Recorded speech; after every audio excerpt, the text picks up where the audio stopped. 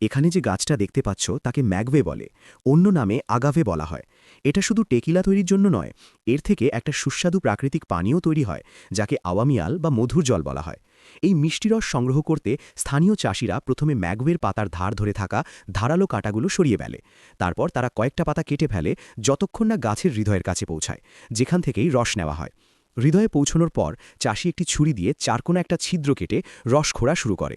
ভেতরটা, যা সাদা পাথুরে অংশ বের করা হয়, তাকে গাবাজো বলে।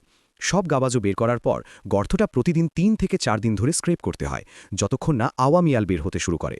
একটা সুস্থ মিগায় প্রায় ৩ থেকে ৪ মাস পর্যন্ত দিনে ১০ লিটার আগামান পর্যন্ত দিতে পারে, যা মৌসুম আর গাছের আকারের উপর নির্ভর করে।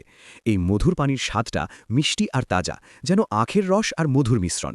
প্রতিবার সংগ্রহ করার পর কৃষকরা বিশেষ একটা যন্ত্র দিয়ে গাছের ভিতর আবার স্ক্রেপ করে স্যাপটা ঠিক রাখে।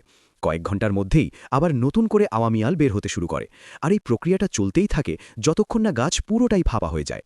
প্রায় ৩ থেকে ৪ মাস ধরে কেটে নেওয়ার পর আগাভ গাছ শুকিয়ে মারা যায়।